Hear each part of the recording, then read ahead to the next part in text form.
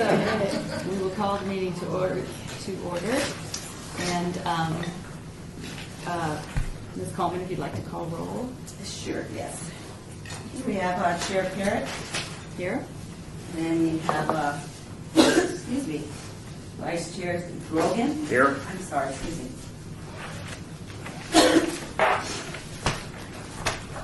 Then we have Commissioner McCoy. Excuse. Commissioner Epstein. Here. Thank you. Commissioner Diener. Here. Thank you. Commissioner Smith. Excuse. Commissioner Denton. Excuse. Commissioner Nowak. Excuse. Commissioner Shesick. Here. Thank you. Commissioner Snyder. Excused. Commissioner Alvarez. Present. Thank you. And Commissioner Michaels. Here. Thank you. And I should introduce our new commissioner for Ward 1, succeeding Arlene Blue, Stacy Truesdale Michaels, correct? And if you want to tell us something about yourself, you can. I'm a native Las Vegan. Oh, great. Lived in the same part of town my whole life, whether it's been 115, whatever you want to call it, it's changed over the years. Oh, okay.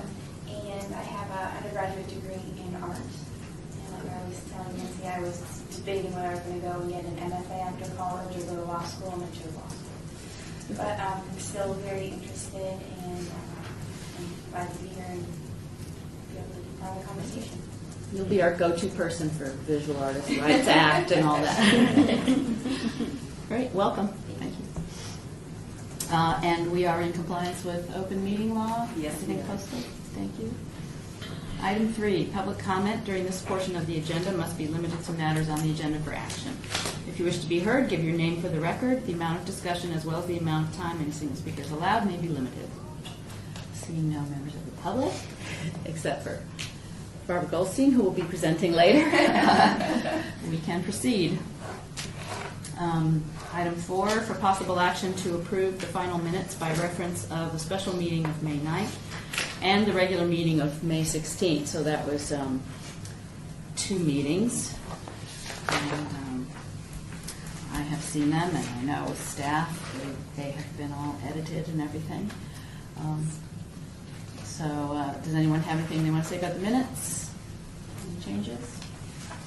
Okay. So I guess I'll go ahead and move to accept the minutes for both of those meetings, May 9th and May 16th. All in favor? Aye. Any opposed? Okay. Minutes approved. Just for the record, I'll have to have Separate. Michael's abstention for the record because obviously she was not on the Oh, board at that right. time. So I will know for the record that she will abstain on that Okay. motion and vote. And then we don't have a quorum, so do I need to obey it? We have to approve. We have to obey the approval of minutes? No, She's just She's a just a- member effective. yeah, I think she can. Yeah, still you can vote. You've got the quorum, but she's Okay, going to so abstain. she abstains. Yeah. Okay. Great. Okay, so those minutes carry. All right. Item 5. This was an abeyance item from last month. A report for possible action on images for the art boxing project as part of the First Street Art Trail in Ward 3. That was Suzanne Hackett Morgan, and I think at the last meeting, was she ill? She was ill at the last meeting, and then for this one, because of all the work we had to do for this meeting, we decided it would just be us. Yeah, yeah, we wanted to put that in abeyance again, or we could strike it until a few months down the line. Is that all right, Mr. Sylvain? Yeah. Okay. You going to strike it? Hmm? Are you gonna Well, strike it? what would people rather do? Put it in abeyance just for that, then it would come up on the September agenda, or You could continue it to the September agenda. Let's continue. continue the abeyance? Just continue it to the September agenda. Let's do that. I mean, Okay. nobody's any objections. All right. Motion? That would be a motion? It's a motion. I make a motion to continue it to September meeting. Yes, thanks. All in favor? Aye. Okay, any opposed? All right, we'll move to continue that next meeting. And we'll talk more about that part of the Okay, yeah, so people come up know. with a plan. Yeah. Good, thanks, Patricia. All right. I think I'd like to, well, let's see. We just see, 1, 2. Maybe, I was going to have our public art master plan be moved to the next item, but maybe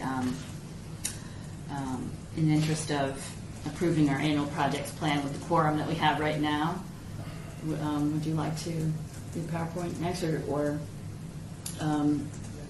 do you think we'd be able to get to that by 2:15?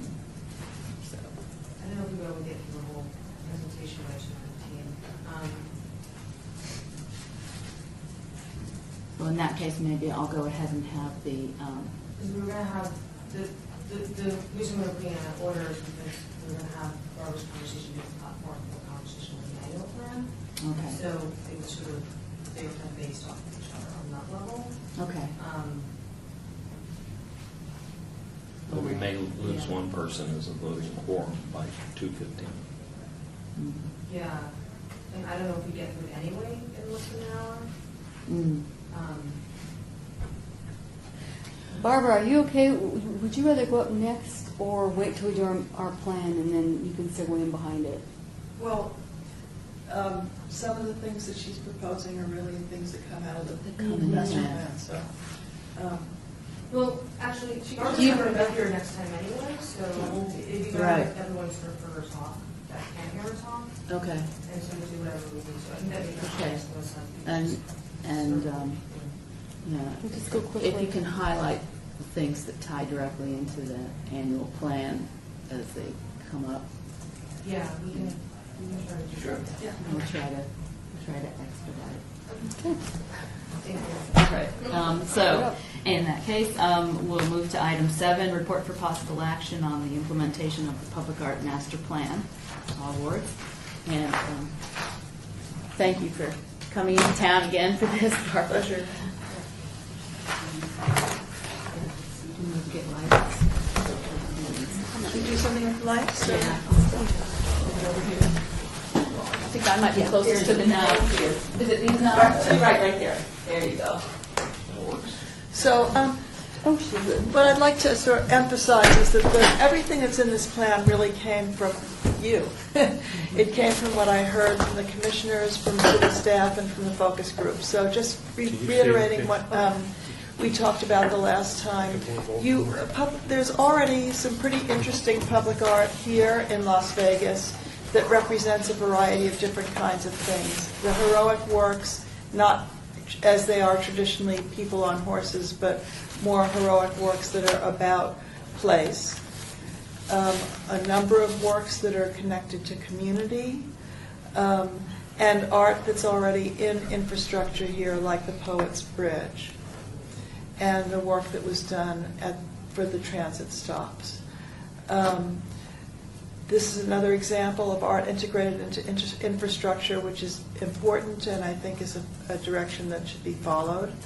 And there are a number of temporary works that have added character to the streets, primarily things like the aerial gallery. But there's a lot more that's possible. And a lot of what I was hearing from people was that there's a real need to kind of embrace Las Vegas for what it is and try to create a public art program that's unique to Las Vegas. So the vision statement that I came up with based on what I heard was really looking at creating a public art plan that embraces the unique character of Las Vegas, that looks at its beauty, its cultural diversity, and its creativity, and celebrates that in the work that's done.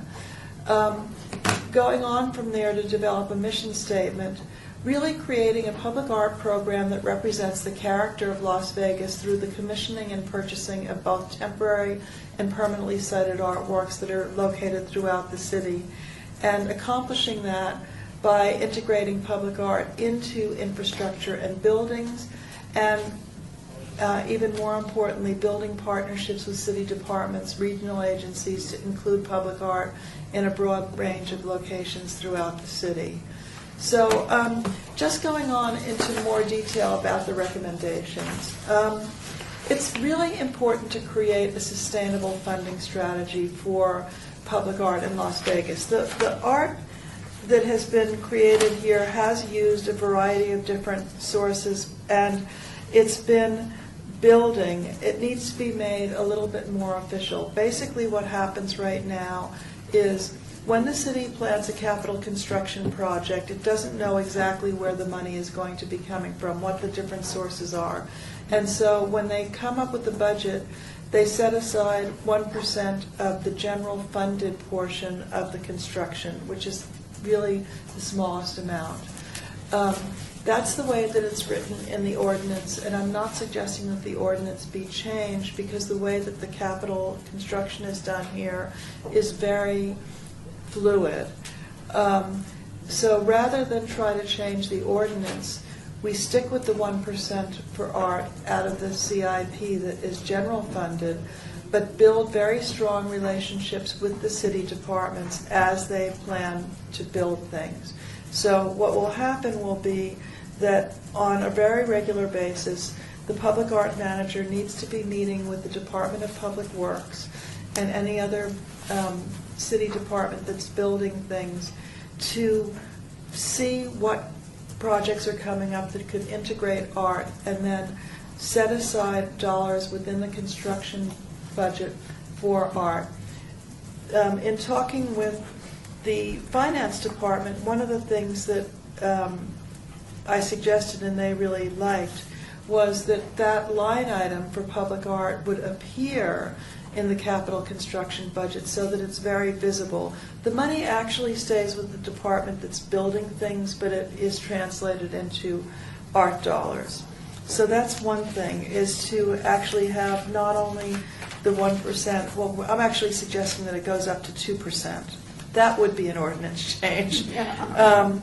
And that also that when we look at what's going on downtown, when the city is putting something called tax increment financing into redevelopment, that they ask the developers that are doing development to integrate art into the developments that they're doing. This is a very common mechanism. The city is going to be developing a downtown plan anyway that is really aimed at enhancing downtown. So asking developers to include art on their own property is a really simple and good strategy.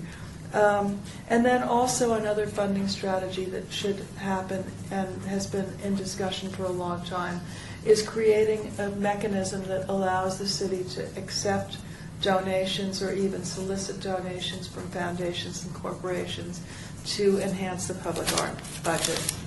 The next recommendation that has to do with integrating art into the early planning of city capital improvement projects, that's basically getting into more detail about what I just described, integrating art into construction.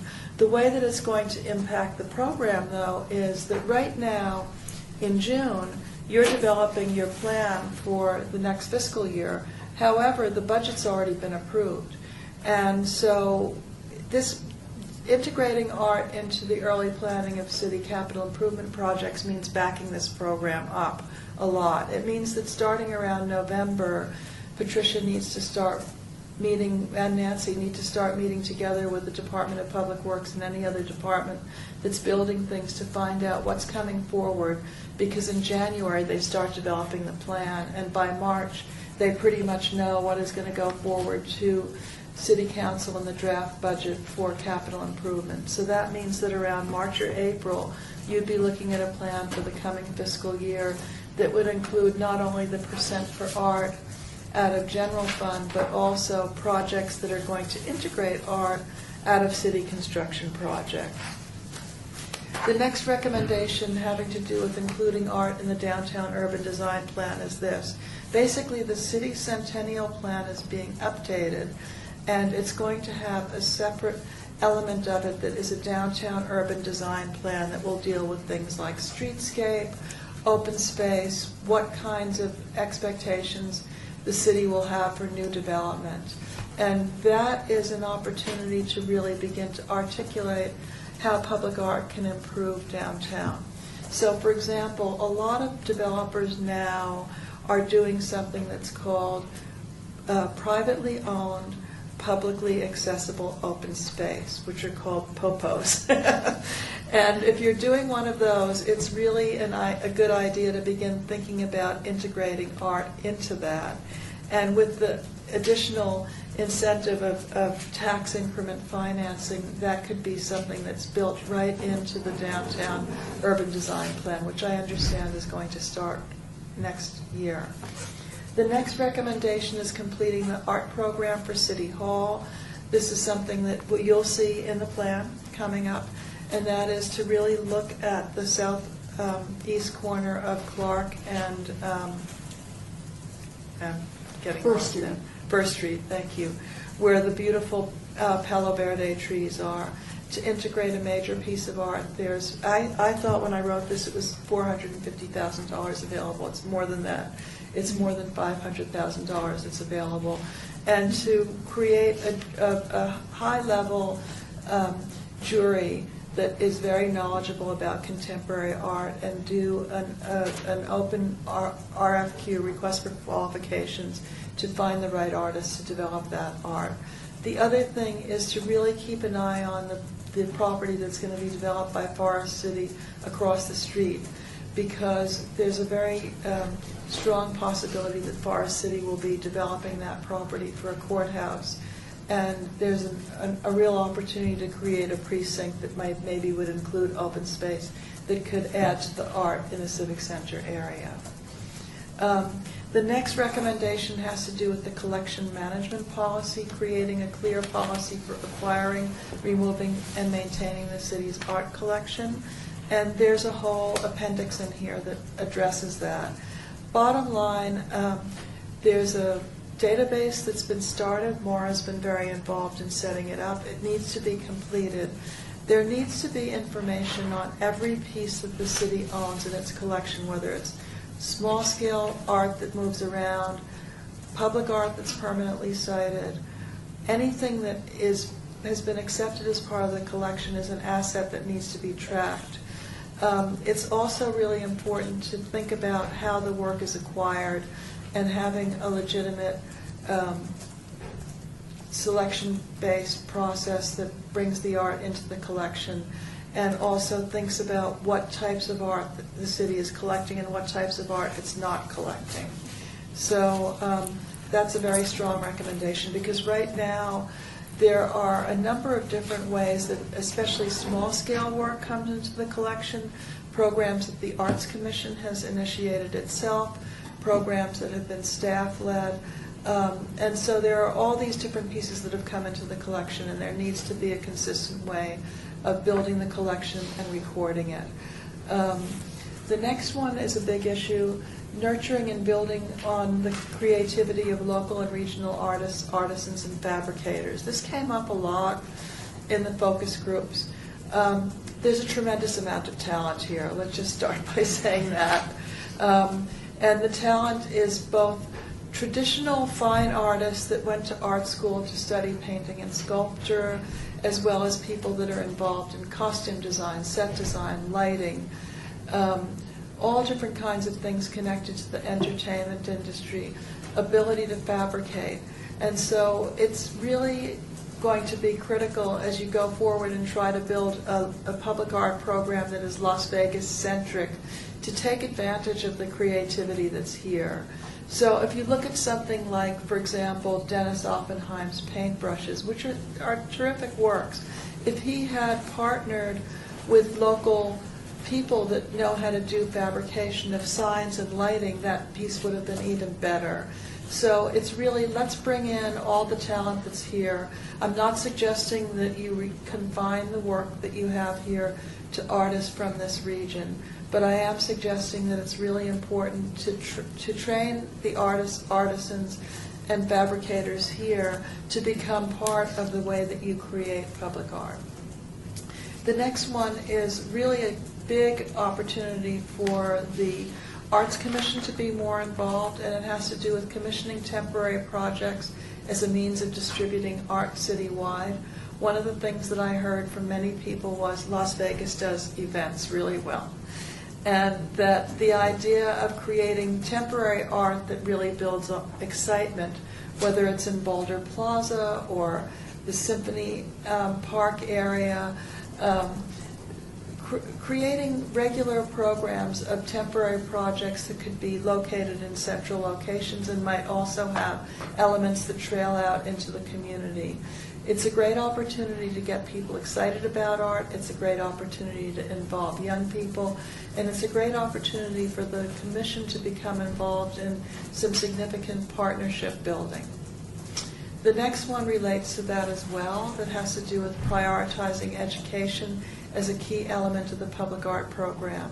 And what I mean by that is both educating local artists, artisans, and fabricators, and more than that, really thinking about how the public art can be something that young people learn about through some of the programs that the Parks Department does, through programs in the high school, through competitions that might allow young people to develop projects that get seen in public places, so that young people can see that art and the many different ways that it's applied are potential career choices for them. And it also builds a great interest in public art from the community.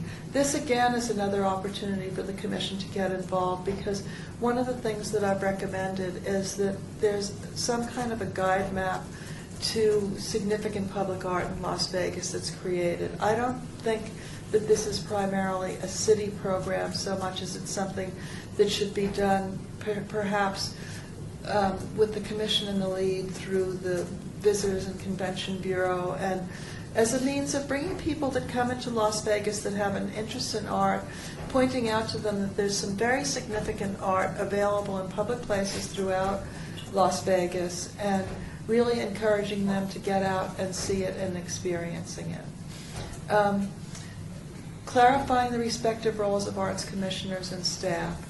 When the public art program had its last plan in 1998, there was a lot of ambiguity between who did what. And this recommendation really has to do with making sure that the arts commissioners are serving their role, which is advocacy, partnership building, helping with fundraising, and helping with thinking about big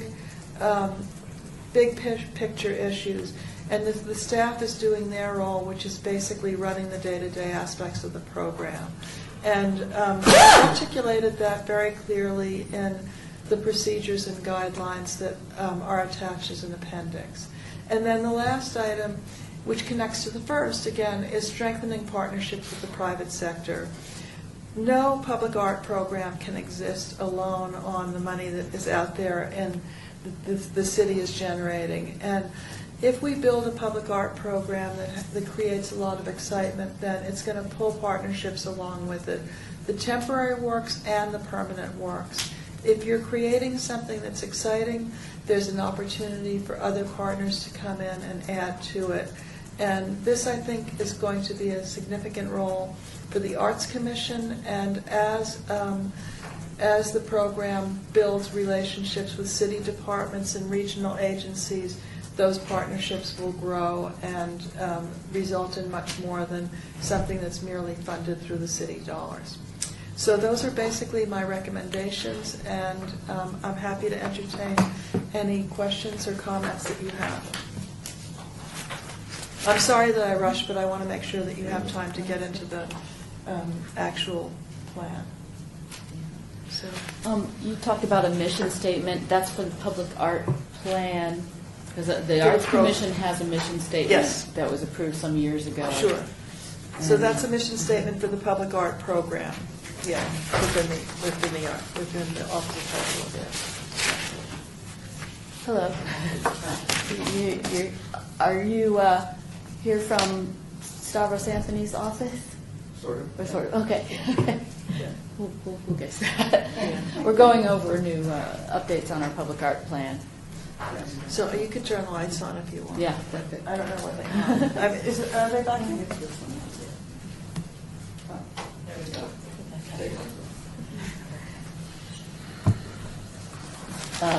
Yeah, so those are Yes. sort of two different. Different mission statements. statements. And the Arts Commission's mission statement is broader and more all-encompassing than the program itself. Well, and I was wondering if, you know, that needs to be revisited. It's not all that long ago that we approved it, though, I think. Yeah, I haven't really looked at that. I think one of the questions I have is like any major reports is, which this is very good, and we certainly appreciate it, is the ability after implementation to keep on top of it, keep double checking. And Right. how would you, in past experience, you know, if we absorb this and do it, especially you gave guidelines for the commissioners Right. to be advocates, Right. how would Well, we stay on top? I think that it's very important, and this is the way that I think it's a really good question, and the way that I've always framed it in situations that I've been in, is that the master plan has key recommendations and directions.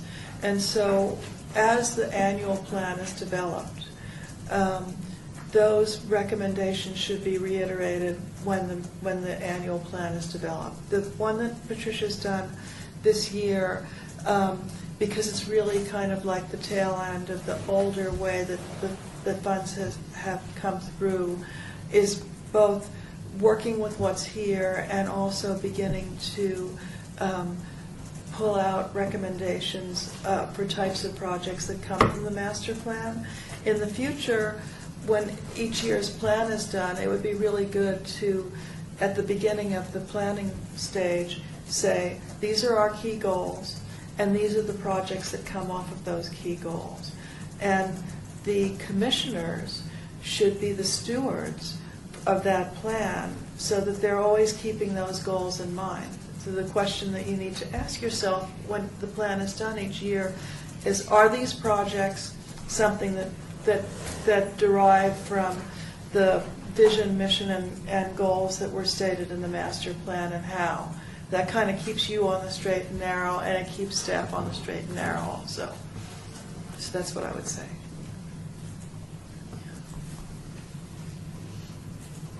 Any other questions, discussion? I have a quick comment. You know, I like the idea of strengthening the partnerships with the private sector. I mean, we're in a very crucial moment in our history right now. In a couple of months, there's going to be a major music festival down here. Life is Beautiful is coming, and they've programmed one of the 4 elements that they're talking about, besides music, food, art, and learning. And they're investing a lot of money in art, public art. Huge murals are already being painted, and you know, we as an Arts Commission should really need to do some outreach with the people at Life is Beautiful. I mean, they came and already pitched at the 18B board meeting the other day, and they need to come and present here. That's great. Because Who's sponsoring it? Downtown Projects, there's a bunch of people. Downtown Projects and is the main funder for that. And they're shutting down 15 blocks of downtown Las Vegas for this event. It's a 3-day event, happens in October. Wow. And the murals are already starting to go up. And who's painting them? Different artists from around the country, and there's one that's already up. It's right behind it's on the wall of the Western. Wow. Zio Ziegler. Yeah. The artist. But they're pitching, again, with private sector. I mean, as a private business, they're approaching us to talk about some of our walls as well, so it's a perfect thing to mention. Last I heard, they want to make Las Vegas the mural capital of the world. Yeah. So they're going to be in competition with a few other cities. Yeah. Are these permanent murals? Are they No, permanent? there's no requirements. There's no contract that's being signed. It's essentially how they present it to us as as the private landowner, is that it's up to any judgment by the community if you decide to paint over it, but that's it. There's no contract there either. That's pretty dangerous, actually. I have some very specific recommendations about that, because there have been some humongously ugly lawsuits around murals that were painted out. And you really, I don't think that, I mean, none of my business really, but I think that, if there's a private entity that's sponsoring murals and they don't have a good contract with artists, they could really get bitten by that. I mean, there was an $8 million judgment against somebody recently for painting out a mural by That a was significant Barbara. artist. Yeah, so I think that they ought to take a look at their contracts, seriously. They should. If I were a property owner, I'd be really concerned about that. I think that's one of the things I think you're mentioning, is that we sometimes have the private people that come into an event like you're talking about, but there's no coordination with the city, which is still trying to do an art commission or an public art coming the other way. And if we don't talk to each other, it might get rampant one way or the other. Yeah, that's a little, yeah, I'd be concerned about that. They should be invited to the September meeting. That's a little late in the day for the project, but Maybe perhaps just update what they're doing so that we're Yeah. aware that maybe Yeah. from a city standpoint, there's a way that we can protect the aftermath of it. are you a liaison with the organizers on that in some capacity with your work or not? Not really. I mean, I know Rayhan. I can Yeah. reach out, and because he came and presented to 18B, and Yeah. there were some people on the 18B board asking about, who's doing the liaising with the artists, and Michelle Quinn had some questions in regards to that. So, Yeah. and Rayhan was very honest. He says, "I don't know anything about art. We're just doing it." Yeah, Well, good. also- That's not very good, really. Yeah. It's really dangerous, actually. Robert Beckman's back in town. You were at Yes. his event at Vast Space Projects, and he apparently has extensive, he did murals in the U.S. Botanical Gardens in Washington, D.C., and understands about substrate and how to make them portable or removable. And so he might be a good consultant. I had encouraged him to get on our artist registry, and that he'd be a good person when we update our fast track list to apply for that, just because of his expertise in that. But I don't know exactly how the commission can Well, coordinate with all of that. I would say at minimum, if any of these are proposed for city property, the city should be really clear about the contractual We things. are. Because you've got deep pockets. Right. We have all our artist contracts are all covered by the city attorney's office, and we've dealt with VARA Yeah. since 1991 when it was first Yeah. enacted. So we're Right. pretty clear on it. I don't know what Yeah. purview we would have on a private building. No, but I mean, But- it would Yeah. give them some advice, wouldn't be a good Yeah. idea. Advice we're here for, but maybe that's the thing that, and you had brought that up before, Paco, is that people don't really know we're here. So maybe even if September, you're right, it's kind of late, but still, maybe just for the dialogue, it would be great if they could come. At the very least, have a meeting with Rayhan, 1-2 people, talk to him, invite him. Yeah, because, and the commission has experience with, selection committees and how to go about finding artists and things like that. And we have a vast email list of artists as well in the registry. Well, there's a lot of artists that are just going and asking private businesses, "Hey, can I paint on your wall?" Sure. And they do it all the time. That's why we have a lot of murals downtown, especially in the arts district. A lot of them are urban art. But they don't ask, they just. Razwan, Yeah. who has he goes and gets a dozen artists from, the street Yeah. artists, urban Does artists that go and paint these awesome graffiti style works, and they're all over the place. They paint entire little buildings. Some of them do get bugged out, and they'll just come back and repaint them. He actually pitched me to do false walls in Boulder Plaza and have sort of a competition of that, which was good, but at the time he was going in for surgery, and it was bad timing, with our fiscal year, but so we got gnomes instead. But that was one of the things we talked about.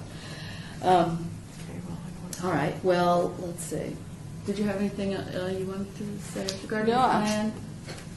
Nancy? I think it's a really good point, and As staff. definitely we should, and we have met with lots of beautiful people, but just in terms of the event itself, I had no idea they were doing murals, or that was even planned, but Or dialogue's good. Yeah. Or in regard to the public art plan in general. You have- No, I'm very appreciative of Barbara's efforts, and It was a long time coming. We needed to do this plan for a long time. We've been talking about it for a long time, so it's terrific. And I think that she's put us right where we need to be. We've worked very closely with it, and she's worked with all the city staff and all the departments, so everybody's had input. I mean, it's just the way the plan should be developed is how it's been developed. So The list of people you interviewed was impressive. Thank you. a lot of work in a Yeah. short amount of time, Yeah. actually, I might add. Yeah. So I think what we probably need, again, as we talked earlier, is a resolution to bring this down to something we can present to the city council, to have them, recognize this, and then maybe at the same time recognizing the art commission as being part of this statement too. So, But we did at the last city council, Mara did do that, and that was very nice, the awards and the recognitions. Oh, That yeah, was yesterday. really nice, Wednesday. But yeah, I think by the mere virtue that we would ask them to approve the plan recognizes it, and maybe having the arts commissioners there to get up and say a few words would be really great. then maybe the motion should be that we accept this report as submitted formally and suggest that it be advanced to the city council for their understanding and acceptance. Sounds good. So we don't need a Is that a second. motion? Is that your motion? That's a motion. That's a motion. Okay. Motion, what he said. Yeah, what he said. Did you get that? I got it. Thank you very much. All in favor? Aye. Any opposed? Sounds good to me. Okay, motion carries. Thank you, Barbara. Yes, thank you. And, For all your efforts. I can see that this is going to happen over a certain amount of time, and do you see any light at the end of the tunnel that you might be able to hire more staff someday to carry Oh, we're all always these great hoping. objectives out? We're always hoping, we don't know. I mean, we've been able to replace some staff that have left this year. That was the first in a long time. So we're heading in the right direction, Yes, that's but I don't know. baby steps, right? Yeah, baby steps. Speaking of that, Nancy, how big's your staff now? Pardon? How big's your staff? We have 23 full-time staff and about close to 50 part-timers. Look, for the Arts We used to Commission. have 40. For just the Arts Commission things, it's Patricia and Noelle 19 hours a week. And she splits her time with galleries, with Jeannie too. Right. We have one full-time position with Patricia for the public art, a full-time position for the galleries. And then, well, Lisa's over Urban Arts Initiatives now, so she's kind of dipping into all little areas, so. Yeah, so there is, as you reported, there's some overlap there. But, okay. All right, then moving on. I was wondering, City Attorney, if I can read both items 6 and 8 together. One is a review, and the second one is an action item, because there's a PowerPoint that sort of You want to call sort of them together? encompasses both. Sure.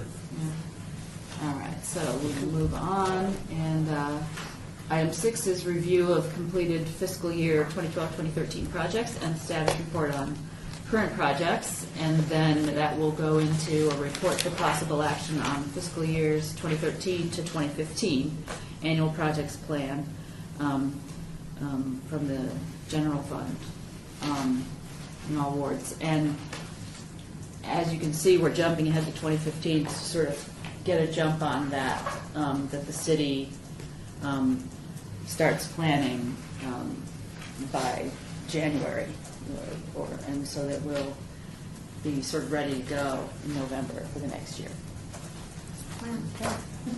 So I give it to you, Patricia. Thank you. So the first order of business with this is in the very front page of your, in the front open flap of your binder, there's a budget in there. Throw it out. I'm going to give you new ones. New ones? Yeah. Oh, okay. I just didn't want you guys to get confused. So that one's, Oh, okay. So this one's here. Give them to me. I'll recycle them. That's one way to do it. Yeah, make sure that we don't confuse it with the new one. Okay. All right. should be more than enough for everybody. Well, this looks, we might be able to get through this in 20 minutes. Yeah.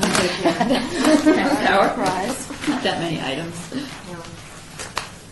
And it's, Can everyone see the screen okay, or do we need to let off? there is a possibility. I think, can you see your stuff if you turn it off? Do your eyes adjust?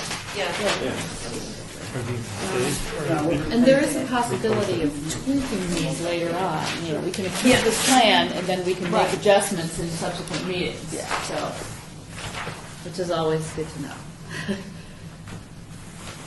Not cast in stone. Yeah, it's not written in stone. This is just to get us kind of where we're looking at for the next year. And sometimes the numbers that you get from the city change through the years. Yeah. Yeah. So,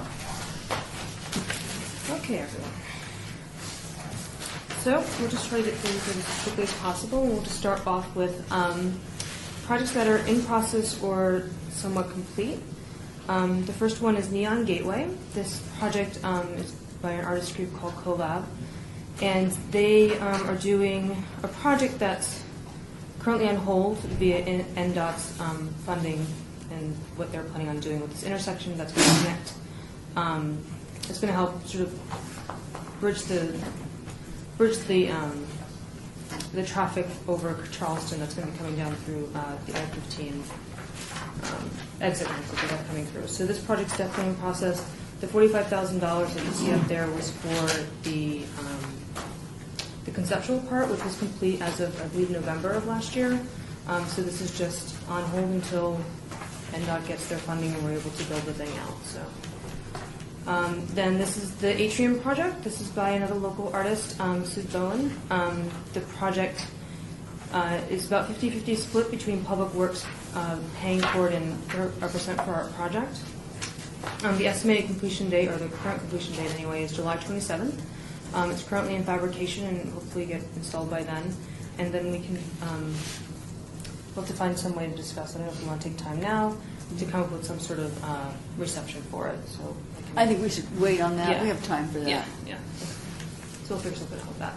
And then to give you a heads up, the Public Works Department was actually very excited about this project and was very excited to work with the artist who's been really amazing. And they've been able to kind of squeeze out a couple of $1,000s to do a display that would help sort of explain the project, how it came to fruition, the materials, how the design kind of came out, and things like that. So I'm working with the project manager from Public Works on that. We have sort of two ideas kind of bouncing around with a couple of suppliers. One would either be like a video, just sort of explaining the process, or the other will just be like a standalone exhibition like you would see in a museum. So Before you get off this, I just want to add, I'm going to add to my 2 cents when I feel it's necessary, only because Patricia's new. She doesn't have the history. I just wanted to say on this one, Public Works came to us. That was kind of a new thing. We're always, for the years, trying to bridge the gap with Public Works on our south, and we've really been able to do it the past couple of years. They came to us and said, would you be willing to put a public art project in our brand-new building on Rancho and 95, the DSC building, if we come up with some money? And Lisa and I looked at each other and went, yeah, that's a no-brainer, absolutely. And so they sat on the panel, went through all these different selections, and there were many things proposed. Many artists were in the final. I think we had about 4 or 5 artists in the final group. And of all the things selected, this is a fabric piece. Now, Public Works, and yet they went, well, we may not really get it, we may not really like it, but okay, we're going to go along with it. And I think they've really taken to the project. So I just wanted to say that. It was a great project on many levels because it was our first real partnership with them in their building that they approached us about. And they've come to appreciate the artists on this panel and are willing to give fabric and fiber artists a little bit of a try. So that was my speech. It's of some interest to them because it did involve, there were some engineering issues with how to hang it, how to suspend it. At first she had all these strings, and they were saying that's going to be a nightmare to clean or dust or... And they helped her re-engineer it. Yeah, and also it's a very monochrome atrium, and it's very, it's like 69 stories in it. And so it'll really put some color in there. And it was interesting for them to be in the role of being on the selection committee. Usually they come in and they're doing installs and or approving things. Yeah, so that's a nice project. Thanks, Patricia. Oh, you're welcome. Thank you. So moving along, the historic West Side School gates. This RFQ got posted on Friday, so I'm going to send out a blurb to you guys, and you can help us get the word out for it. Basically, the city's in the process of rehabilitating the old West Side School, and we've been working with them to do some sort of art project on there, and the one place that really kind of stood out was sort of the gates that are leading into their main parking lot. This is just an image of some gates that I saw that were decorative, just to kind of give some idea. So the estimated completion date for the gates and the entire rehabilitation project currently is September 2014. We'll see how that goes. So more on that as we move forward. And then we'll get into the First Street Art Trail. So this is a trail. This is, again, a lovely partnership that, there we go, that we've started with Public Works, who was very kind enough to give us about $150,000 to do work along First Street, because they came up, I think they came up with the idea of an art trail, and then finally came to us and said, hey, why don't we put some art on the art trail? Good idea. We were like, okay, that makes sense. So this is one project. This is the maquette for it. This is going to be a sculpture by another local artist, Jesse Carson Smigel. Thank you. Gosh, I mispronounced his name. And this is going to be located on the corner of First and Coolidge. The maquette and the concept has been passed, and we're just in the process of design development, making sure that when we install it, our current completion date for this is September. Then when we install it, it'll be all set with all the ADA regulations and things like that. So we're working with Public Works right now to figure out how to place it properly, and then it'll go into fabrication. So we'll see that one soon. This is the project that we keep obeying. This is the art boxing project, and I won't talk about it too much because I can't wait for you to see the presentation. This one's going to be awesome. It's basically a type of scavenger hunt. You basically put these little boxes around, and people find clues on the internet, and then they find these boxes, and they have stamps in it, and then you collect the stamps, really. So that's the very short version. That's estimated to start up in February 2014, when the construction of First Street is supposed to end. So they're going to finish their street improvements and all that fun stuff that they're doing there. We'll finish up in February, and then we'll start this project up. So Interactive and a low budget. exactly. And the City Hall windows, this is sort of an ongoing project. The students came in, and we've been working with Pasha Rafet's class, the public art class that he teaches over at UNLV. And they came in and did some project based on recycling in the City Hall windows. It was a fairly small budget that they used. They only used probably a couple $100, so we have $3,000 in total that we can then keep carrying on for other projects. And it was designed to be temporary, so we'll be able to interact with other classes and maybe figure out some other things to do as we move on. The final installation and the text and everything's going to go in on Monday. So if you guys are in downtown, they'll be finishing this thing up, and you can check out some more. And I'll send up pictures when we do that, and then you can see it all. And then we have the art bike racks. This was a project where the design was approved last year, and the artist Mary Hill, also another local artist, has one of the test bikes that you see in the picture here in her studio, and she's testing out the text that was approved to see how it looks when she paints it on. The original project budget was about $3,000 for the one side of the bike rack, and we're going to be adding another $3,000 for her to do some sort of graphic on the opposite side of the text panel that's there, so the other side, and then another $1,000 to do the installation. So she's going to be doing it once the bike racks are installed. She's going to go out and then do the painting once they're out there. Is this separate from the blue bikes that are out front? Yeah, they're The completely logo? separate. Originally, they were supposed to do some art bikes out there, and then somehow the city logo of blue bikes ended up out there. So Oh, okay. we kind of So the text to be painted on? Yeah, she has a stencil that she puts on, and then she paints it over with this high end. I think it's a boat paint that she's using, and she's going to put a graffiti coating over it and everything. So. And she comes up with these sayings, and they're all different sayings. She has a whole selection of them. That's just one of them. Yeah. Kind of like Jenny Holzer. Yeah, they're all based on bicycles. Where's this going to go? They're going to go up and down First Street, and they're going to be. I think there's about 2 bikes per. Well, there's going to be one art bike, and the next to it's going to look identical except with nothing on it. It's going to be plain. So there's the 2 of them are going to be up and down First Street. So there's going to be pairs on like each block. First Street. First Street, yeah, this is all First Street. That's the art trail. Yeah, this is the Which, whole which, section. you know, dead ends at Boulder Plaza and right behind the Arts Factory. Yeah. Okay. I just have a concern. I mean, First Street's a dead street, and to put all these bike racks when we need bike racks all over downtown, it just seems such a waste. Well, How I many are think gonna that get installed? there are other bike racks going all over downtown. These were just slated for First Street because it's the art trail. But there are more bike racks going downtown. Yeah, all of downtown is basically getting built out. We'll talk about Main Street next. How One many of- bike racks are going down First Street? So we have, I want to say it's somewhere between 12 and 18. I think it's closer to 12. It's between 12 and 18. So. Yeah. They're really trying to push the whole bike, you know, biking down here, and they've installed all these bike trails and everything throughout downtown. So Oh, I think it's great. Yeah. It's just Yeah. First Street. all of Main Street's going to have bike racks on them. So When do these go in? these are set to be installed by December 2013. And when do the ones down Main Street go? They'll be moving out. We'll get into that project, but they'll roll out the phases, and they'll be over the next couple of years, really. So when the phases, we'll talk about the different phases of that one. But yeah, and that one, yeah, we'll get into that project. So then, in addition to what's going on First Street, we have what we're calling the sculpture garden. Basically, we have these poor little planters that nothing's really kind of living in them so much, except for, I guess, these little cacti things. So it was approved last year. We're going to be moving together to do some sort of temporary art, some sort of rotating project that can go in there that can really sort of enhance what goes on down close. They're mostly down by First Street, by Boulder Plaza. So how do we kind of like emphasize what's going on in that particular area, and what type of how do we engage and try to give sort of a platform for public art and for local artists. So we'll get a little bit more into temporary artworks as we move along, but I just wanted to kind of show you the platform that we have available to us.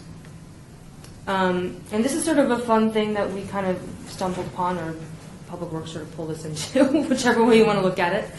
This guy, he's actually right in front of City Hall. These are called e-banners. They're electronic banners that basically the messages can change over. Right now there's all UNLV signature on them.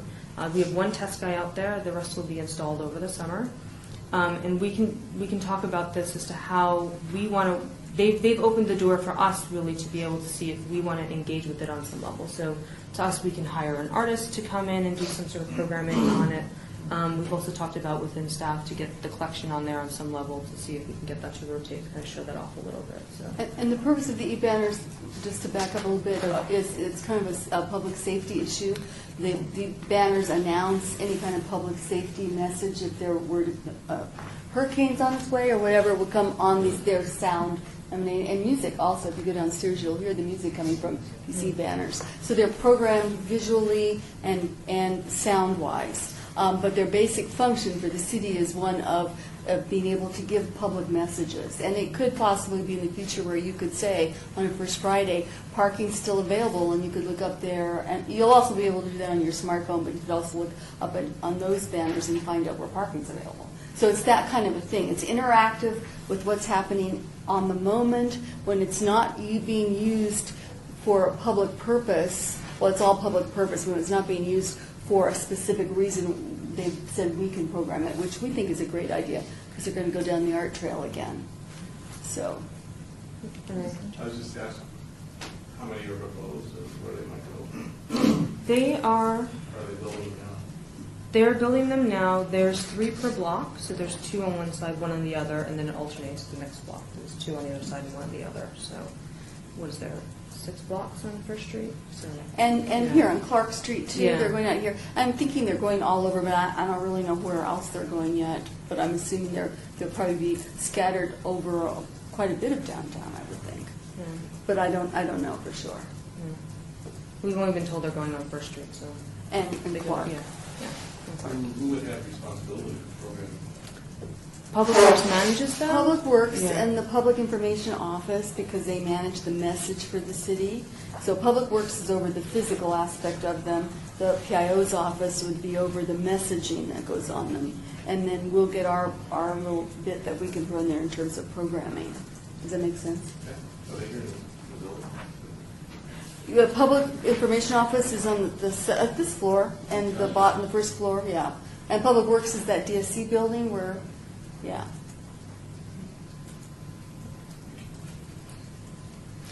Okay. So and then we have the aerial gallery. And during our last annual meeting, we budgeted about $26,000 to go to put the aerial gallery, moving it from where it previously was and no longer is on the cultural corridor over to First Street. In part of conversations learning about the e-banners and kind of seeing what's sort of going on down there, it's been sort of conversations as to what do we really want to do with the aerial gallery is maybe the best place for it. Do we want to think about moving it one block over to Main Street? Do we want to, instead of doing art-based banners, do we want to start to, we want to brand sort of the art trail, because there's really no signs right now. I mean, we have this, and we've talked previously about a trailhead. It's going to be two. It's going to be one at the south end and one at the north end. But other than that, as far as I understand, there's really no other signs that are going to happen down there. So this is a conversation that we can have as to what we really want to kind of do with this project and sort of envisioning sort of the whole trail and how we want to kind of market it really as people kind of walk down or drive by the trail. There's no trail on Main Street. The only real art trail is art Yeah. trails on First Street. Exactly. Main Street's Main Street right now. Yeah. So Paco, First Street won't be that dead when all this is done. It'll be quite dynamic, I think. Well, I know what you're saying, though. It's that commercially, I mean, it's dead. it I mean, doesn't the taxi, go- I mean, it seems like such a waste when we have two main thoroughfares like Main Street and Charleston that could use a little bit of sprucing up. One of our biggest challenges, especially on Charleston between Las Vegas Boulevard and the underpass, or at least the main, is that we have no connectivity between the two paintbrushes. You know, the paintbrushes are completely lost. If they were across the street from each other, they would be fabulous, but they're 3 blocks apart. We need some way to balance that out, to bring the two together. And if we can put banners, or I know that 18B banners are finally starting to go up, and they're a lot smaller than I had anticipated, but you know, we need to really kind of concentrate that, especially along those thoroughfares. You know, one of the frustrating things is that they're changing the one little beacon that says anything that says art, like Art Way, is being changed to Joyce Strauss Way. You know, and Joyce, I love her. I think she was great. She did a lot. Nobody knows who she is, and we have no thing that says "Welcome to the Arts District." And you know, the paintbrushes during the day are lost in the environment. We need more to concentrate what that area is, so when people come in, they see that they're in the Arts District. You know, besides a few murals that have been painted. And to put anything down First Street at a time when there is just nothing there, you know, except for a few homeless camps, a taxi stand, and a few decrepit buildings, is a waste, in my opinion. I think part of the focus is, I think, to try and enliven it so that it doesn't look like a wasteland. But I see your point that there are other thoroughfares in the Arts District, and maybe the commission should take that up with council. Who decided on the First Well, Street the art trail was developed not by Public Works. I know you probably think it was because you wouldn't know any different, but it was developed along with a series of other trails, Bonanza Trail, Cultural Corridor Trail. A series of trails were developed by the planning department, and they're all part of the Centennial and Downtown Plan. So probably to go back and untrail the trail is probably not going to happen now. But maybe to get somebody in to talk about the bigger vision of what's going on downtown might be very enlightening for everybody in the arts commissioners. So you kind of get a bigger picture of what's kind of planned out. I do remember, years ago, seeing a map with the various trails when we were selecting artists for the Yeah. cultural corridor. There's this whole series of trails, or historic trails that go through the west side, run all over the place, but that's all part of the plan, and the plan that was done by planning, which is now being looked at again and updated, so... Well, I'm concerned that we're going to lose our quorum, so I'm wondering if we can move to approve this as a preliminary budget with the ability to revisit as the projects develop through the year, and Yeah, you know, I mean, how much time do we have? We don't. I can push it maybe another 5-10 minutes. I just need to be back to the hotel by 2:30. Okay. How many more slides do we have, Patricia? We have a bunch more. We can go through these afterwards. This is recapping Yeah. what we've done, There's a so lot of maybe we should recapping. move right to the budget. Jump And then to we can go back after this, because you've seen some of this. Yeah, jump to budget. Let's hit the lights and go to the budget. Okay. Okay. Thank you.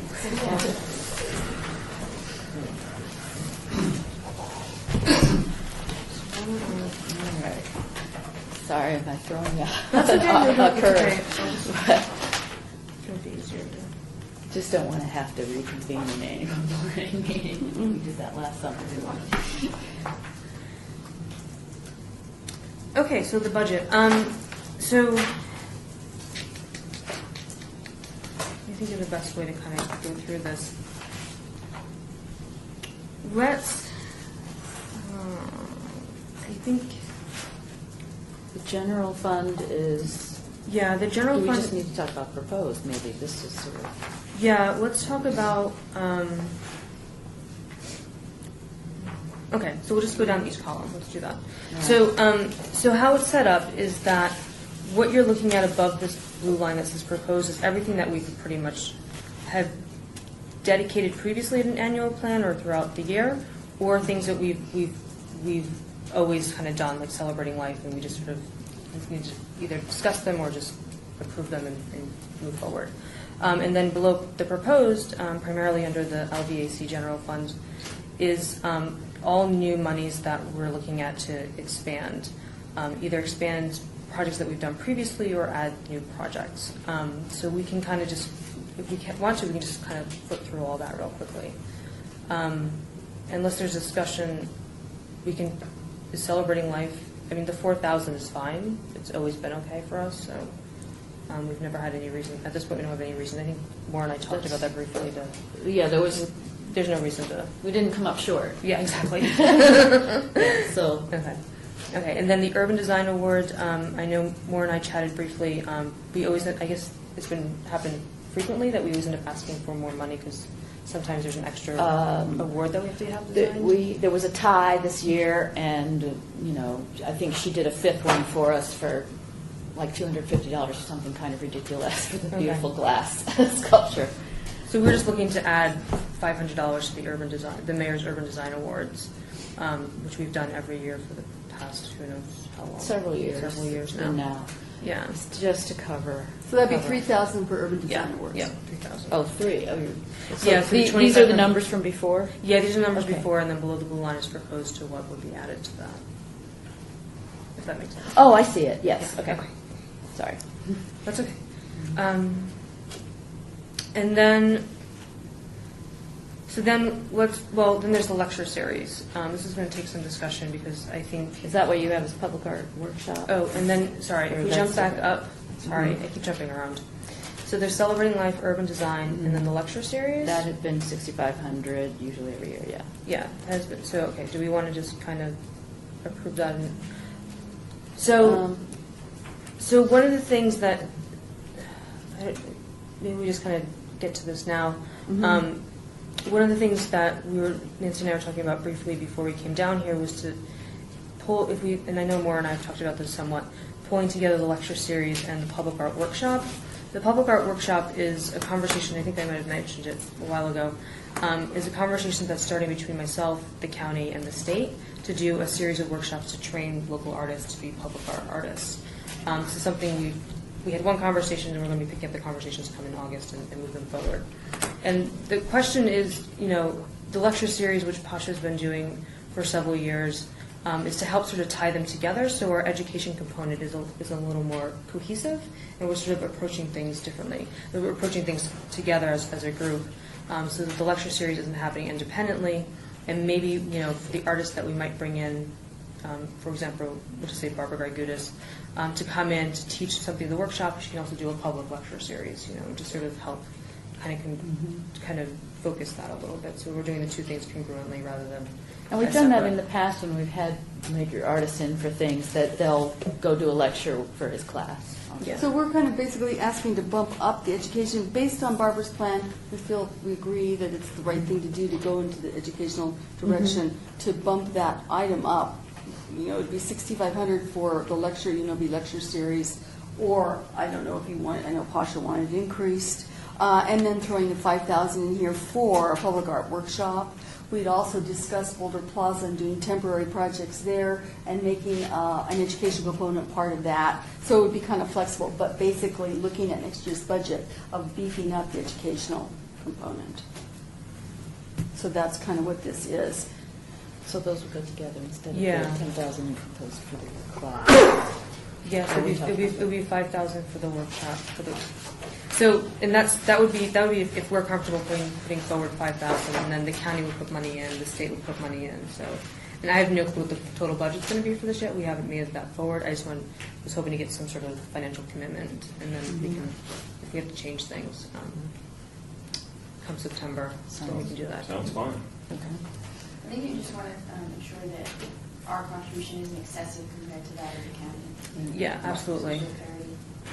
Thank you. Well, if it's parity, there should be more. Yeah, if they're using their percent for art funds for it, they have a lot. Yeah. I think they get 4 or 5%. Can I skip to our Las Vegas now because we're Yes. moving down Oh, sure. that direction? Yeah. So you'll see that our Las Vegas last year, we gave 12,000.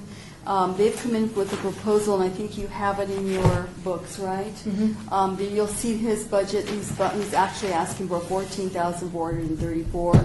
So that's an additional $2,434 if you want to look at his proposal. But that's part of this plan for next year, is to keep going with our Las Vegas.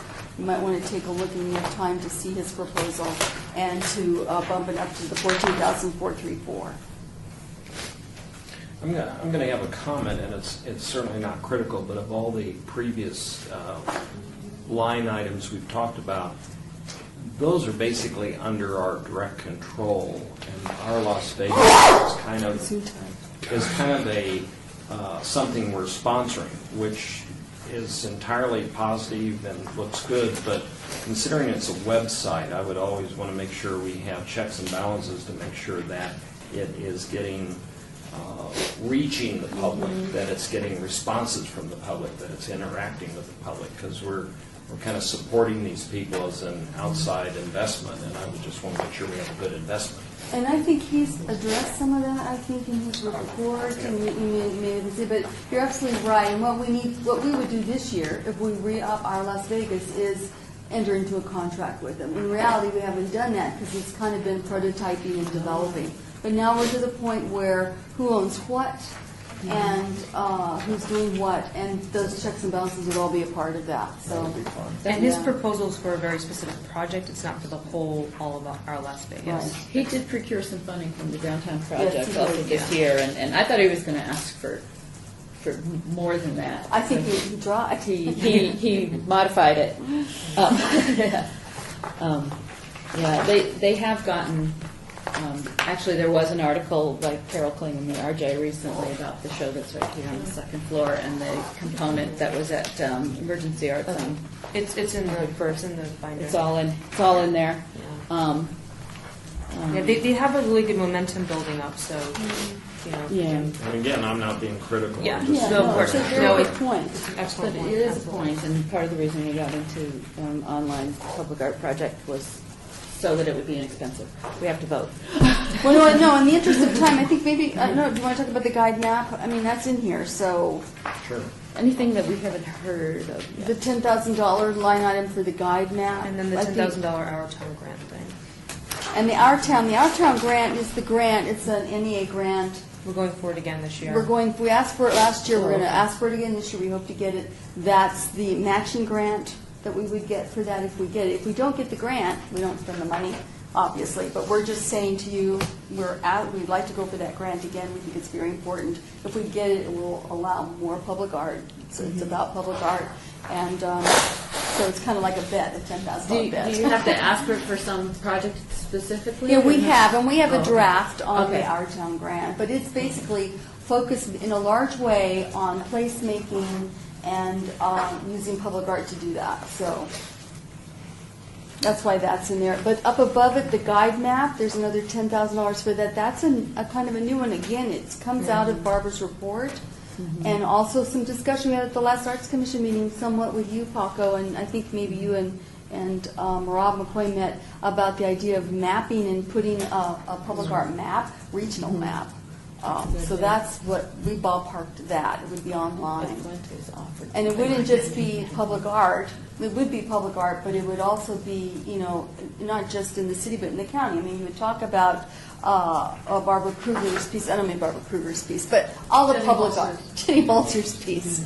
All of the public art and where they're at, put maps. It would all be part of our website and be pretty inclusive. We discussed that yesterday. Yeah.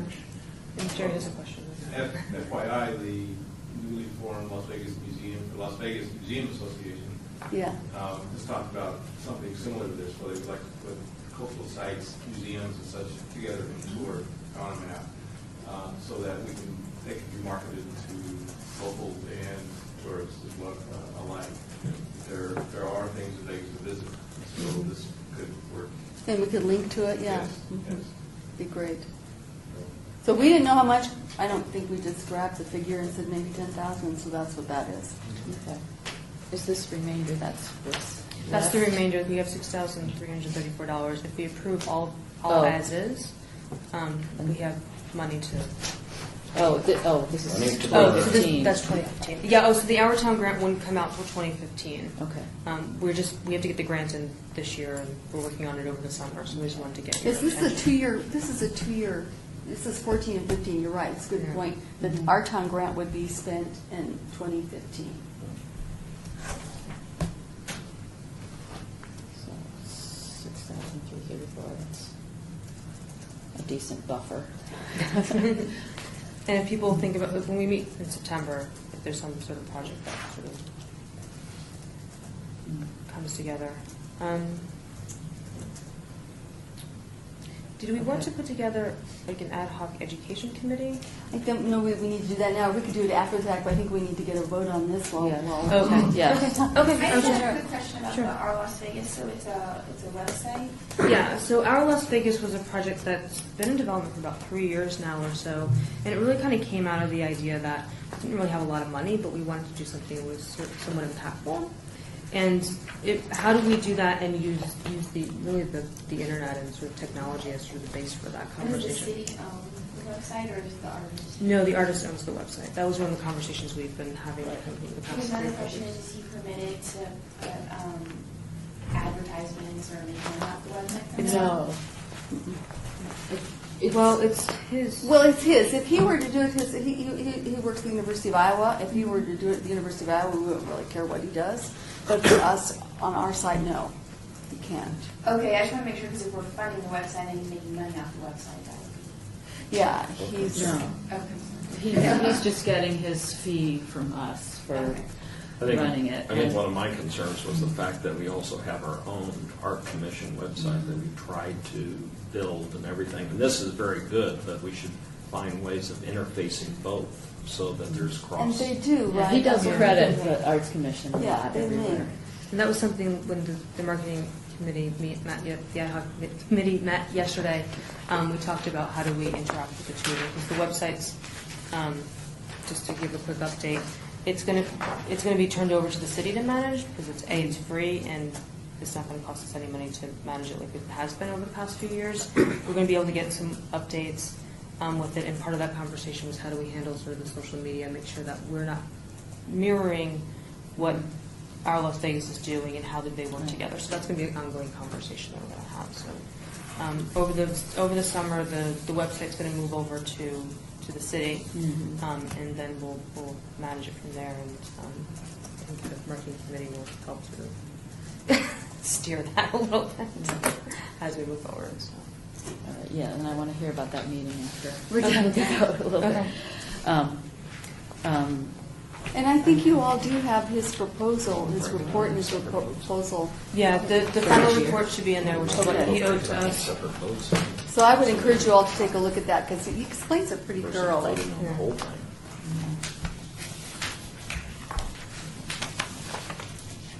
So basically, then we have around 500,000 for the remaining in our city hall funds to do a piece that's going to be proposed for the corner of Clark and Lewis. We still So, have- yeah, so do we want to move, do we have any Where questions? is it? Okay, so hold on. Do we have any more questions under Las Vegas General Fund, under that column? Do you want to break these Oh, out I and see. in case anybody has to leave, vote on them per line item versus the whole thing? How can we handle this? I don't know that we, Can Or are you vote going on- to change any of the line items? If you're not going to change them, then why don't you just approve the whole Then budget? approve the whole budget. that's what we're kind of trying to do, but they may have questions, so. I With could, the I'm ability going to to move really amend. quick here. I'm just going to say really quick that we've explained the general fund column. The public works column really isn't up We to us. just- That's money we from just flip public through all the works. images on public We just get works, their yeah. large S, and we're happy to have it. Percent for the arts projects, There's only two. right? And you can kind of see that's the gates and the atrium building. You can see we have 148,102 there. Atrium's almost done. The atrium is almost done, right. So we think we'll have about $148,000 roughly to work with in our percent money. The maintenance fund is something that Patricia wanted to talk about. I'm just going to speed along. We have 130,000 for maintenance. Yep, and then, so we've already pulled out 2,000, because when the atrium project gets done, that one's gonna have to definitely go on an annual, maintenance. I estimated 2,000, it's probably gonna come in a little bit lower than that, but we won't know until it's finally installed and we get somebody to come in and look at it. And then the paintbrushes includes the repairs, the little over 6,000 we've had of repairs, and the first year of maintenance, the $2,400. So that's what those two are. Now help me with my understanding. Sure. Is, therefore I see black numbers down here.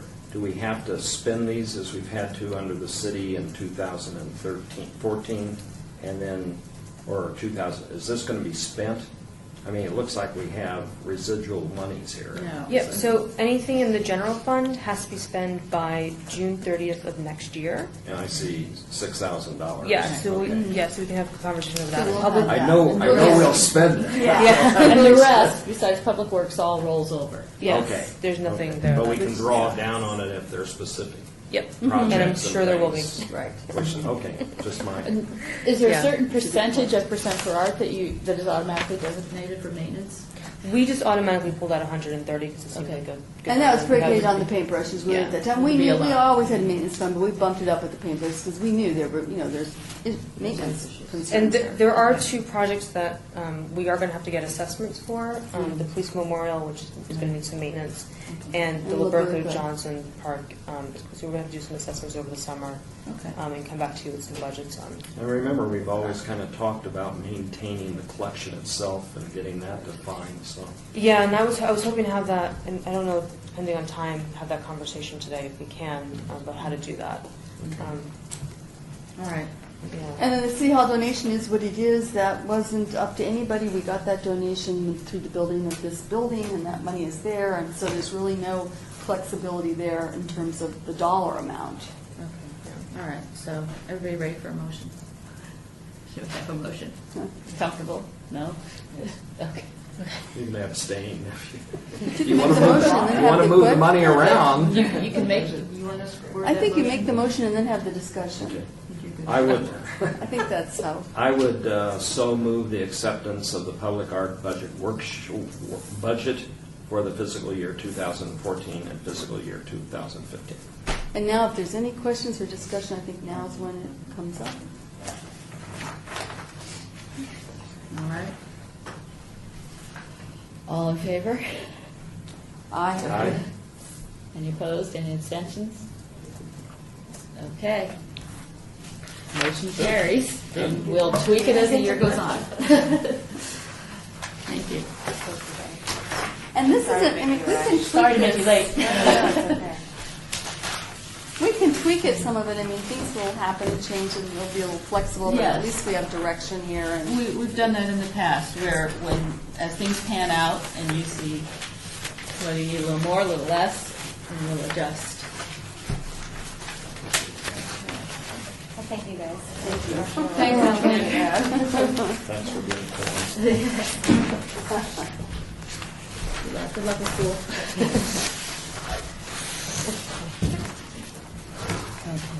So, what was it you were saying? Well- What's the maintenance? We can talk about the maintenance. I can finish going through the presentation, and we can talk about some upcoming projects and how we sort of want to go. Why don't we do that? Okay. Huh? That'd be good. So, we're Okay. What are you going to discuss? Pardon? What were you going to, you said you're going to discuss? Oh, we're going to take a break at 2:30. That's right. I'm just verifying with him that we can continue the meeting without a Oh, quorum. sorry. So that's what I just wanted Well, to you make can't, sure. you can't take any actions. Are you going to discuss anything on here? You probably, I don't think I would go on with the meeting if you lose your quorum.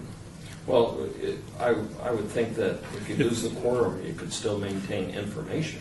If you're doing informational stuff. Yeah, because Yeah. she was going to finish up with She's just Okay. a finishing presentation. presentation and, Because we're not going to take any action. No. No.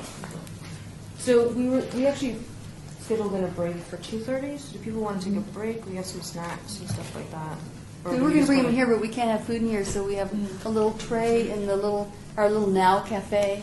let me do, can How I, much more time do we think? Probably not that much. We could go through it and then break to have some maybe if we wanted to. Yeah. let me, Okay. I was going to say I could just skip and do citizens' participation and just introduce our visitor briefly. If that's all right. And then, can I visit that agenda item and then revisit her finishing her PowerPoint presentation? No, that doesn't work because it goes out of order. Never mind. You're making you earn your pay today. May I introduce a member of the public who is in the room? That's fine. Go Okay. ahead. Okay. Sir, would you like to introduce yourself so you don't have to wait any longer? Okay, my name is Sam Friedman. Okay. And you have applied for an opening coming up in Ward 4 for the Arts Commission?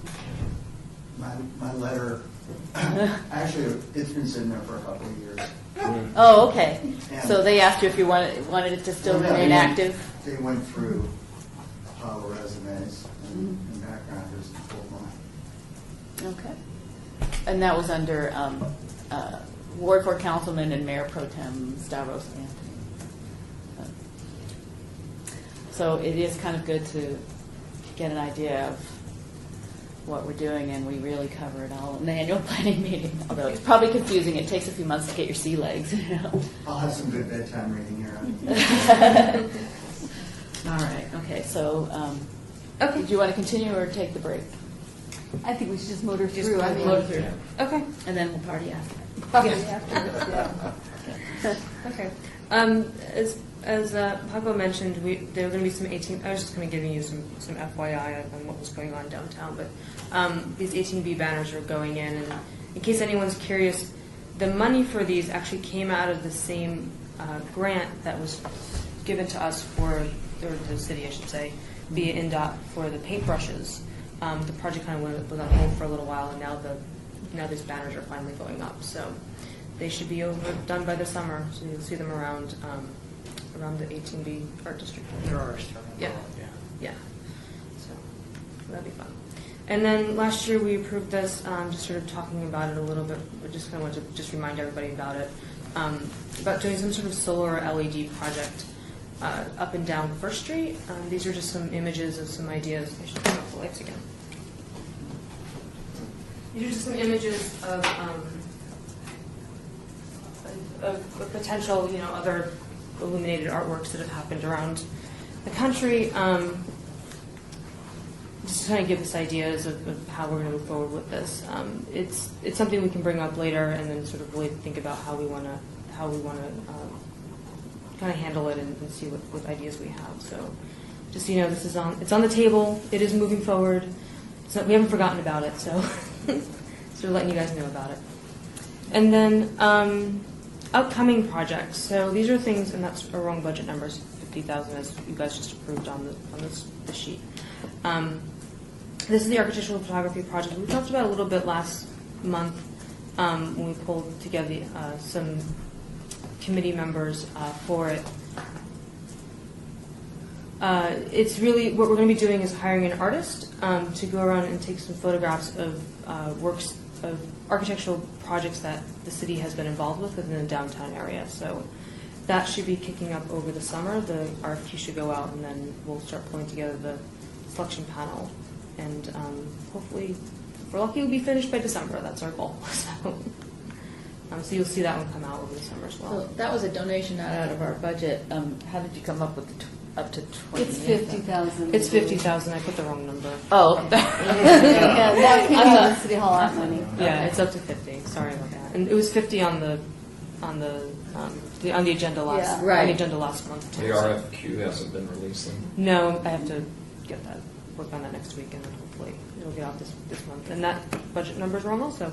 So this is the City Hall artwork project. This is another RFQ that we're going to be working on over the summer to get out, hopefully, and ideally have the project done by March. I don't know if this is appropriate, but we want to pull together a really strong committee to help sort of oversee this project, and we were wondering if you guys had any suggestions as to who might want to sit on that. I think we should ask Michelle Quinn. Brett Wesley, I think, would be Yes. an addition. Maybe Teresa. There's several committees that we need to look at, an educational committee, but this is for future meetings. Okay. An educational committee that needs to start, because I think there'll be a lot of work in the educational area. Yeah. And this committee, Why don't you send out a post-meeting memo to us Okay. to give recommendations? that's a good idea. That's a good idea. Thank you. We've already got the internal committee for this. Now, that's just Yes. one artwork piece. This series of photographs. Oh, this No, this no, is yes. just one art. One Yes, art, this is okay. one piece. Major piece. Major. Do we Major. have a committee for this one? Pardon me? Do we have a committee for this one? No, I'm sorry. Yeah. I was Yeah. thinking of the photographic piece. No, we Yeah, don't. We don't. Okay. This is the one where when Barbara was speaking, she said it's going to be really important to have. It needs to be. Yeah. So I think it's going to have to wait till September then when we pull together the full Yeah, committee. probably. Okay. And that's fine. And this is one also where there'll be an interesting discussion about local, non-local, and how that works, and who's got recommendations for which, and how that, my feeling is that it should be blind juried and let the best proposal rise to the top. But That's good. Okay, so moving along, so we'll talk about Main Street now. So Main Street is going through two phases of street reconstruction. One phase is the first phase, which is going to be starting up in another few months. You'll actually see the construction start happening, which is going to go from Bonnieville to about the 95 overpass-ish area. And this was a project that we've been sort of paying attention, had our ear to the ground for about a year or so, for reasons we'll get into when we talked about the second phase. We haven't been, at this point, given any money from Public Works for it like we were for the First Street project. So I was really kind of bouncing around ideas, trying to talk with the project manager on this. How do we do something that's impactful on this street, but not really cost all that much money? Like, where's that sort of balance? Because they're going to be doing they're going to be doing, their trees are going to go in and they're going to do bike racks up and down the street. They'll have, RTC is going to redo, I think, some of their bus stops and some fun stuff like that. But, what can we, how can we kind of do something with them and kind of make it somewhat interesting? So I sort of was looking at their plan and seeing what we had. And the other thing is, I think we all kind of know sort of a map of it. It's not so good from far away. It's not the most exciting area because you have this huge sort of parking lot here. There's not a full ton of foot traffic. It's mostly driving people. However, to me, I think part of planning is really sort of trying to project as far into the future as possible, where maybe someday in the future that parking lot gets sold and another building ends up there and there's more foot traffic. I mean, who knows what's going to happen? So what can we do to sort of help sort of make it more interesting in this area? And two of the things I thought of was if we moved over the aerial gallery, which I think most of us are familiar with from when it was up at the Cultural Corridor, and moved it there instead of putting it on the First Street Art Trail, because the First Street Art Trail is going to have all the banners on it already. It's going to have the E banners on it. It's going to have the 18B banners. And if we decide to do any kind of marketing thing, so that's kind of a lot of stuff sort of hanging out. So what's our other options for it, and how can we sort of move forward with the aerial gallery and maybe put it someplace where it might get a little more visibility and sort of be somewhat impactful and do something really interesting. And plus, when we get talking about the rest of Main Street, you'll see if we can do the whole Main Street. That would be kind of a fun, really awesome gallery in a very large space. So that's sort of one option. Kind of talking about. And the other thing the city is doing, this is what they've already done in First Street. It's going to be happening all over downtown, primarily on Main Street. They're doing these things called bump outs.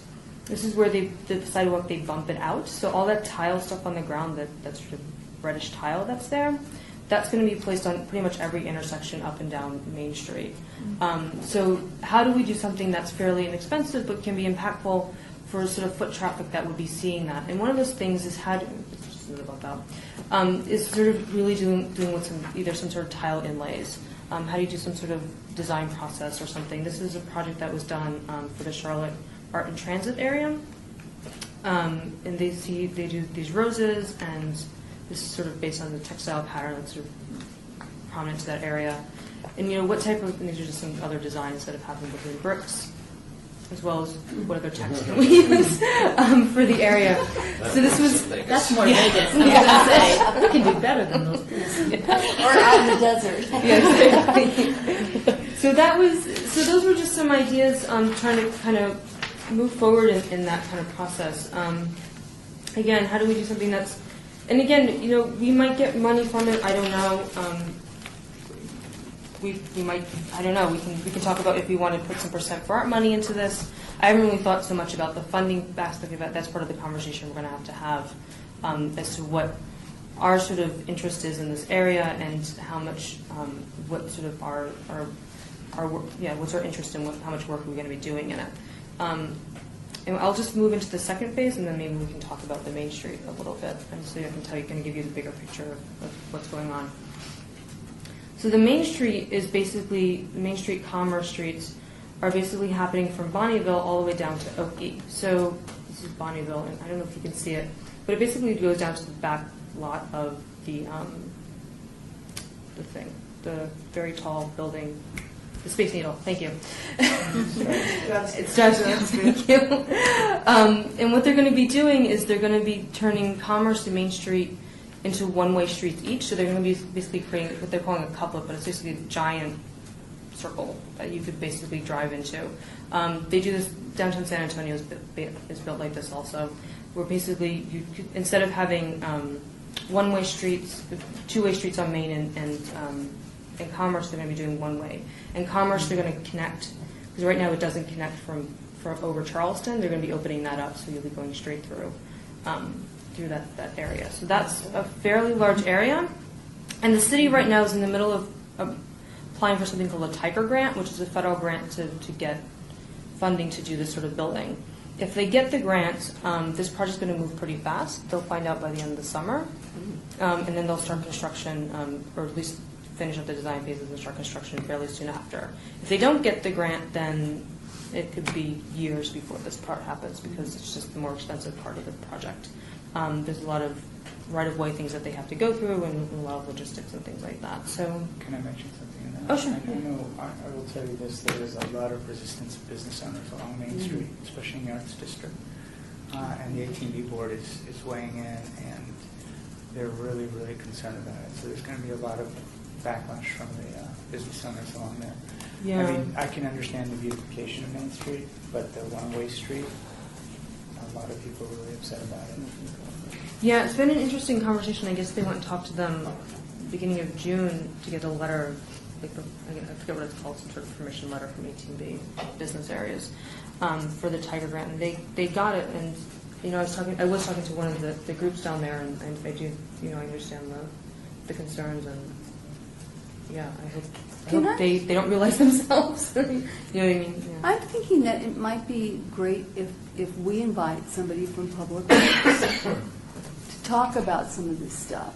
They can talk about it in a much more detailed way than we can, where our projects are going. And we can schedule that. They can come in and do a whole PowerPoint presentation about what's being planned on any area that we want. And actually the planning people can as well. So that, if people, and we don't have to make any decisions, but if you guys think that you would like to see that, then we can certainly arrange that. Because I know you're all coming in kind of like, oh, well, wow. Well, you know what I mean? So they could answer questions better than we can. We just get called in the back end. Well, that's not true. I sit in actually kind of a lot of these meetings now, but still in all, they're the planners, they're the people who are looking at roadways, they understand, there's a whole city work group that does nothing but, I forget what they're called, but they're over their traffic. They're just about traffic flows and analytics on traffic. All those various people weigh in on this stuff, and it might be nice to hear what they have to say on some of these areas. I think that would be helpful for the commission in keeping with Barbara Goldstein's recommendation to be more big picture visionaries to understand all that's happening. So we'll talk about that. We'll get that. We'll arrange some of our meetings where we'll have these presentations for you guys. And then the reason why we were called into the Main Street meetings to begin with is because their consultant, when they put together their plans, took a giant palette in the middle of the whole thing. They were being clever because we have paintbrushes and blah, blah, blah. So, which I thought was fabulous, and the question really is, okay, well, who's going to pay for it? And they're like, oh. So, there's a space being designed. This is the island that's going to come. Yeah, that's coming. We're looking on Main Street, and then it would turn. This is where Commerce and Main Street would split. So it would go off to the right would be Commerce, and then the left is Main Street coming up. So we're kind of at that little angle right there. This is all going to be somewhat new. They're going to be helping build this out. So yeah, exactly. So that's so anyway. So I think what this basically does is it sort of opens the. It kind of helped open a conversation then, what really wants to be. Do we really want to do some sort of iconic large artwork down there? There's clearly they're putting a space for it. I know Lisa Stamatis has been to I think 1 or 2 meetings when she was overseeing the Arts Commission in regards to this, and there didn't seem to be a whole lot of sort of interest in doing something large and iconic. They kind of were like, oh, we have our paintbrushes, so maybe we do something sort of smaller. I mean, this is going to be kind of another. I think this subject is going to have to move into a community. Yeah, and I think I think this is in a state of flux. This plan, and so I don't know. I mean, this is just. I even shudder when I see this slide. Yeah. Because I don't know that we even need to have a discussion about something there yet. Yeah, I just want to make sure you guys know that this is being tossed around the community. So. I like the concept of the palette. During the summertime, the paints would just constantly drip. It should have been during that meeting. Yeah, Jackson Pollock. Can you do it? I will let him finish. It's a very messy idea. We can't. Well, My record can only reflect The illusion of paint. All right. That's not very far away from the one paintbrush. okay, so No, okay, it's like okay. a couple blocks or a block. So let's adjourn. It could help tie them all together, but you'd have to find the right artist. One of their consultant was being clever. because you have a quorum. Anyway, I just wanted to let you know that this image gets passed around occasionally at committee meetings. So She ran out before we. I just don't want anybody to be shocked in the room That and not reminds hear me about of it. when- It's Yeah, something that that's we're what trying to. It's in process. Then Lee will finish up. Yeah. When you officially stop, then they can continue on. So then Maryland Because there's no Parkway. quorum, This so it is doesn't something. matter. Oh, I forgot to finish the location. Yeah. So Maryland Parkway. It's this is a fairly large scale project that's. Madam being- Chairman, Yes. can we, I should have done this when we had a forum here, because I think our standard practice is to, somebody to make a motion to adjourn the meeting and we vote on that. We probably should have done that while we had a quorum. But since we don't have a quorum, what I would like to do is still have you adjourn the meeting, since we don't have the quorum. And then officially we'll have closed the meeting, and then you can continue on with your discussion. I think And that I've way done that, that in you the know, past where Huh? I've just adjourned. I think I've seen that. Is that what Chair we've can done in the adjourn. past? Not, Just- we voted on it in the past, but I had seen something where I didn't think it was necessary. Okay, well, I've forgotten what we've done in the past, but if we voted in the past, then I like to continue on with the same practice. I think the chairman. But either way, Yeah. we should adjourn the meeting now officially All right. for the city clerk. She can close off her minutes. And then there won't be any more minutes after Right. that. We'll just adjourn it, and then you guys can continue discussion Okay. for however long you want. Right. It's just that then it'll be off the record, Okay. and we'll be in compliance. All right, so Okay. for the record, I would just say that the minutes complete and some discussion and view of slides continue. And that can be the end of the minutes before adjournment, or if you want to just note that the minutes. I'm sorry, make sure I understand. What you just Chairman told adjourn. me. Pardon? Just as chairman, you adjourn the meeting. Okay. As chairman, then I adjourn this meeting of the Las Vegas Arts Commission. Thank you.